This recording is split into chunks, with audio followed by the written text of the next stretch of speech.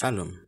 Nos encontramos una vez más, Bestia Teishmaya, con el permiso del cielo, para compartir con ustedes un mensaje más de Torah. En esta ocasión queremos continuar con un tema que quedó abierto en la última ocasión y explicábamos cómo es que la Torah no es un libro de historia, cómo es que la Torah se enfoca en explicarnos ejemplos de vida, de traernos ejemplos especiales, puntos importantes dentro de lo que es la historia del pueblo judío, y a partir de ello darnos enseñanzas de musar, de emuná, de fe, de comportamiento, de acuerdo a lo que Hashem espera del pueblo de Israel. Pero entonces nos queda una duda: ¿cuál es el libro o cuál es la fuente histórica que tiene el pueblo judío como tal? Y más o menos por la época de la destrucción del segundo templo de Israel, unos 100 años más tarde, fue compilado un libro que en hebreo se llama libro Seder Olam, o el orden del mundo, en el cual se hace un recuento de todos los eventos que encontramos en la Torá, pero aquí sí se les da un tinte histórico, se les va guardando una relación más específica, y de hecho va contando de años y va hablando sobre los eventos importantes que ocurrió. No se enfoca mucho en profundizar en ellos, sino más que nada como en una cronología. Y aquí sí tenemos una verdadera cronología hecha por los héroes del pueblo de Israel.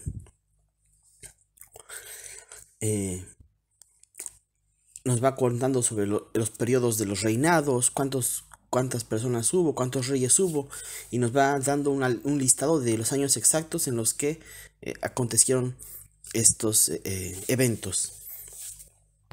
Ahora bien, algo que me parece muy importante destacar es que la historia del pueblo judío es una narración ininterrumpida que se tiene desde por lo menos 1200 años antes de la era común del pueblo judío, más lo que se narra también de los primeros hombres.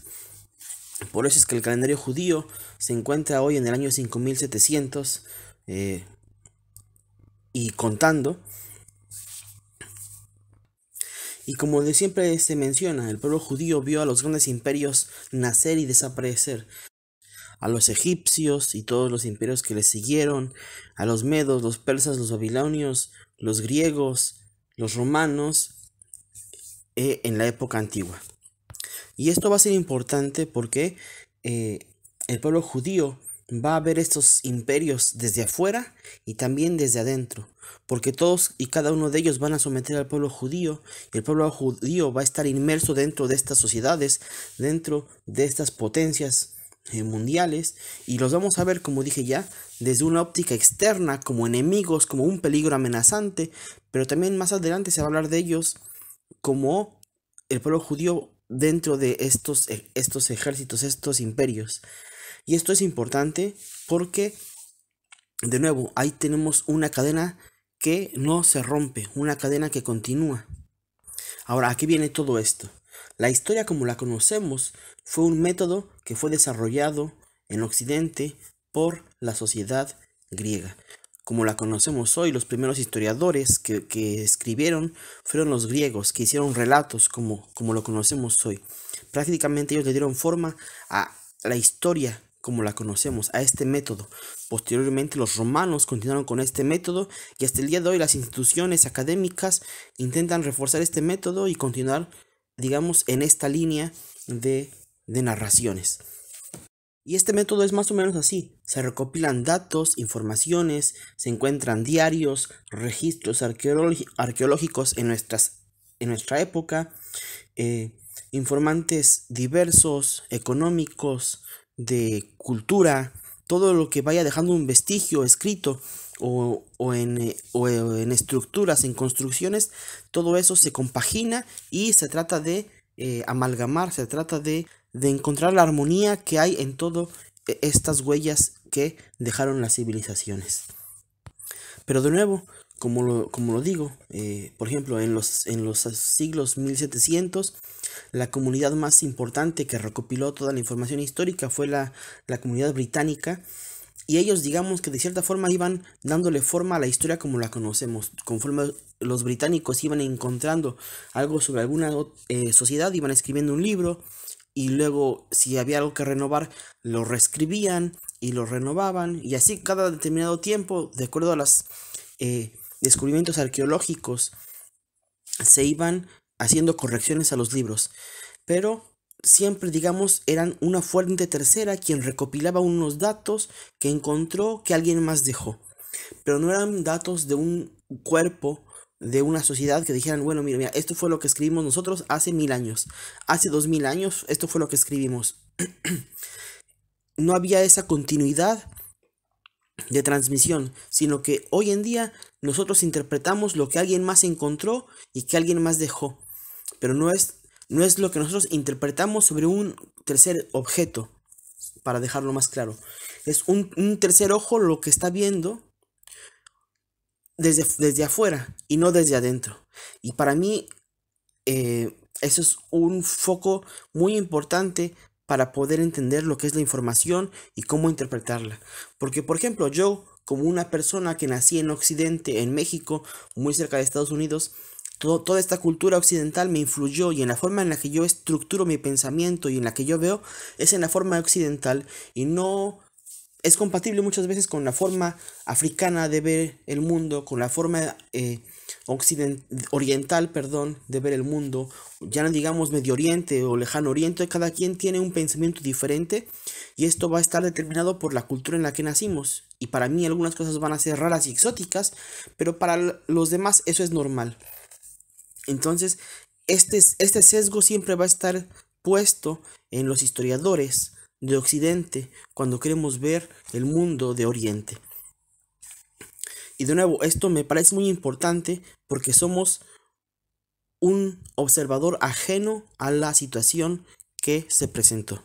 Y ahora sí entramos de lleno a el tema de esta ocasión. Es que las fuentes griegas hablaban sobre el imperio de los persas, sobre el imperio babilonio, y ellos tienen una cronología que indica a través de sus cuentas, de sus métodos, que este imperio, el babilonio, tuvo una larga vida de un poco más de 300 años. Y de acuerdo a las fuentes griegas, como digo, las fuentes y las formas de interpretar que ellos dan de ordenar la historia, tienen este periodo de 300 años para el imperio babilónico, un poco más de 300 años. Pero en la cuenta judía, en las fuentes judías, este imperio apenas ya llegó a alcanzar unos 60-70 años de vida. Ahora, nosotros hemos aprendido en las escuelas, en las universidades, la historia conforme a los griegos, que es lo que dije antes. Ellos fueron los que pusieron este método en el mundo, lo impusieron y lo transmitieron. Como dije ya, los romanos continuaron con él hasta nuestros días. Entonces tenemos que hay dos fuentes, digamos dos historias, la que cuentan los griegos y la que cuenta el pueblo judío. La metodología griega y la metodología del pueblo de Israel. Y de nuevo quiero hacer hincapié en esto, que estos datos no están basados únicamente en la Torah, sino están basados en este libro judío que se llama Seder Olam, que trae una recopilación de todos los eventos históricos del pueblo de Israel de forma cronológica, y no digamos solamente en los libros de la Torah. Y si bien toma de allá fuentes para compaginar algunos periodos, no es únicamente esta la fuente. Ahora bien, toda esta información que yo les doy, en la que les cuento que de acuerdo a las fuentes judías, el imperio babilónico no duró más de 70 años, vemos que aquí hay un gran desfase. ¿Por qué? Porque la historia universal nos dice que ellos duraron 300 años en el poder o un poco más. Y si nos apegamos a las fuentes judías estrictamente, no es así. Y por eso hay mucho hincapié en que la historia judía no tuvo un periodo de interrupción y que fue continua, de que vimos estos imperios desde adentro y no desde afuera.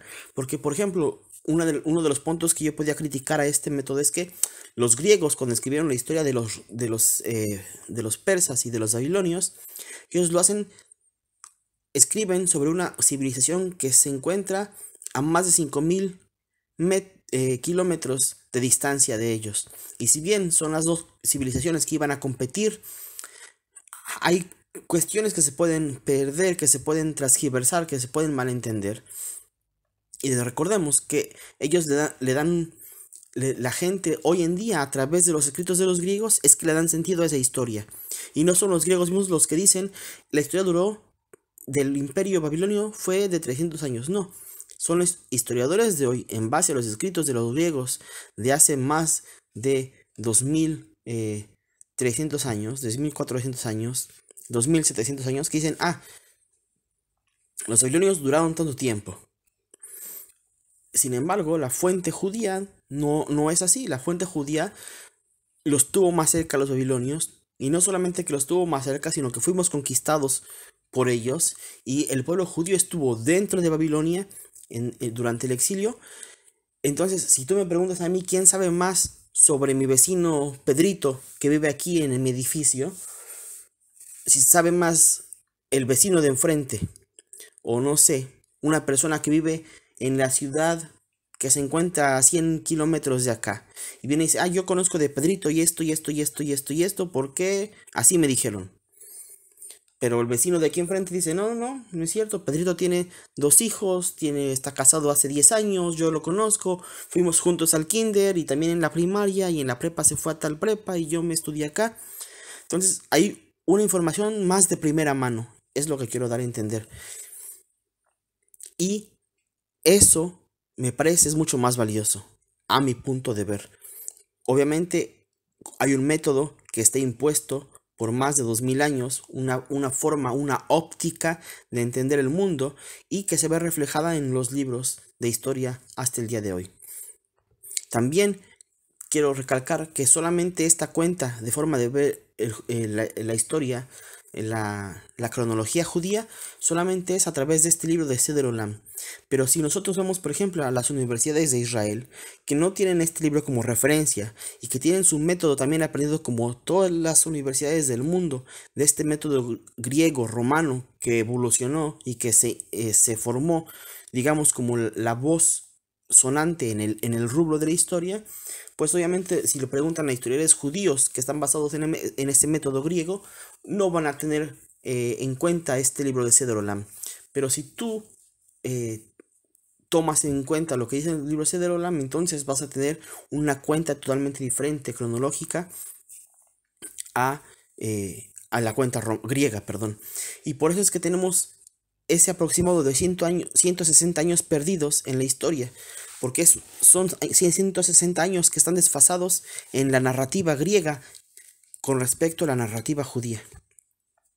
Fuera de eso, el resto de la contabilidad de los años la tenemos exactamente igual, desde el imperio griego hasta nuestros días, exactamente las mismas cronologías, no falta un año, no se sumaron años, no se metieron años escondidos por ahí.